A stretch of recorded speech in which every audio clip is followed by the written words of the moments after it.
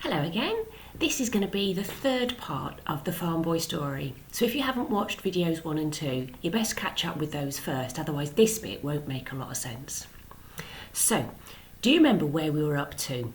Farmer Northley had called a halt for lunch in the ploughing match between Harry Medlicott's tractor and the 2 farm ploughing horses, Joey and Zoe.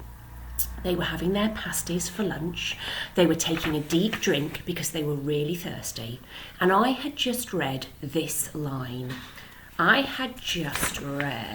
Suddenly he's smiling, and I asked you to think about what this twist in the tale might be about. Listen up, here's what comes next. Suddenly he's smiling. There's a thing, he says, looking back up over the fields. She came after all. Have you figured out who he's talking about? I hoped she would. What's she up to? And there was Mother. There was Mother walking round Harry Medlicott's tractor, having a good look. Then she was coming across the plough towards us. Farmer Northley says, you got 10 minutes till you all start again. You all right? How's the leg? It'll do, Father says. Glad you came, Maisie. The horses, they're ploughing well. They may be old, but they're as good as ever. And then I saw Father was limping as he walked away, and Joey was nuzzling his neck hair like he always did. At noon, Farmer Northley waved his flag again. On you go, Joey, Father calls out. There's a good girl, Zoe. And they took the strain and they went off up the field, the plough cutting clean. I can mind how I stood there and watched him. My heart was full of pride for him, and I breathed in the smell of the earth. Nothing like the smell of newly turned earth. A cold and metal smell it is, but clean and good, like the first breath of life.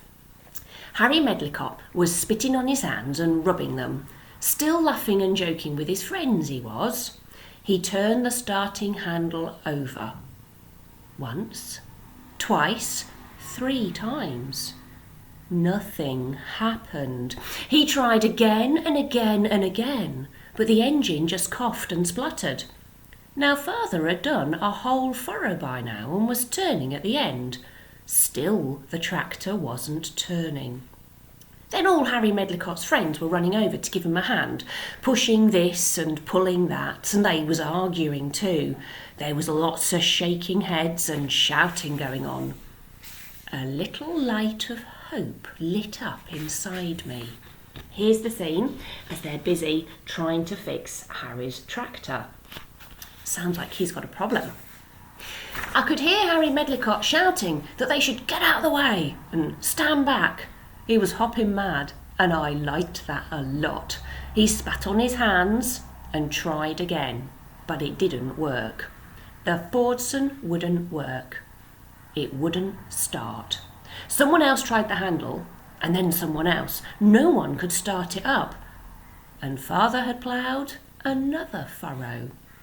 A couple of hours later, and the tractor engine was in bits, and Harry Medlicott was bending over, his head inside the tractor, his great big fat bottom in the air, and I was as happy as a lark. Father was plodding on behind the horses, and I was counting every furrow. He had done 35 furrows by now, but I could see he was tiring with every one. Mother and me stood side by side and cheered at him every turn until our throats were raw with it. I knew, and she knew, and everyone knew that maybe, just maybe, a miracle was going to happen.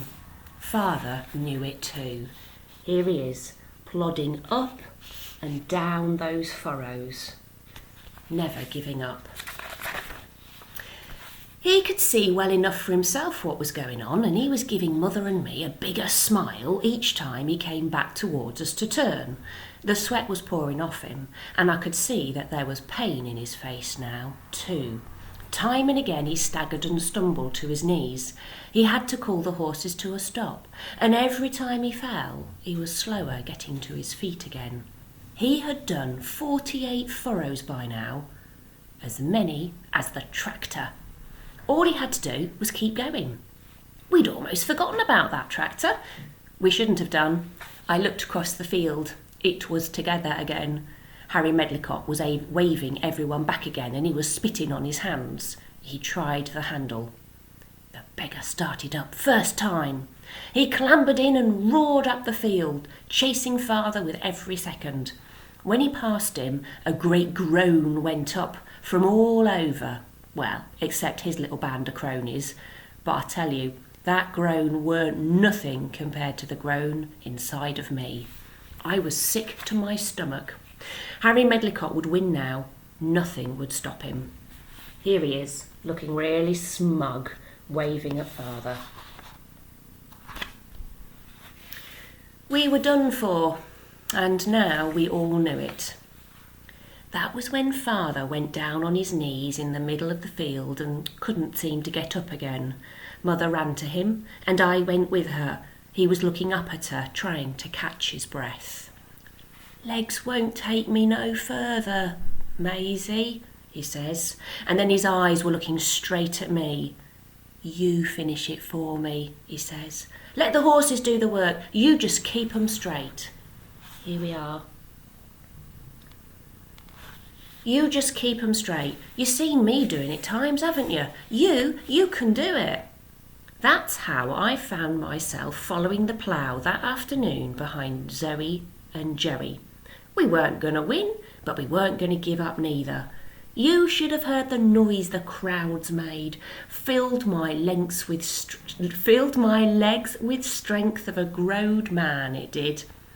I never thought I would manage the turns like father, but like he said, the horses did it all. I just did what I seen him do, and I followed those horses. There he is.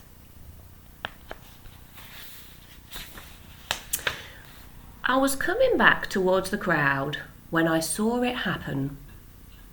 Harry Medlicott was turning fast on the headlands as he always did, but this time it were too fast even for him.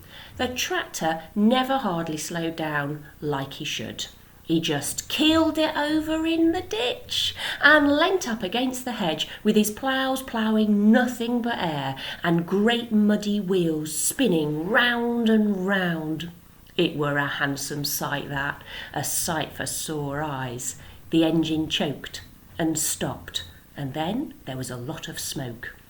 When it cleared, I could see Harry Medlicott jumping up and down like a mad thing he was. Well, you can imagine the crowd was wild with it all by now, and they were cheering me on. I ploughed on, up and round and down and round and up and round and down and round.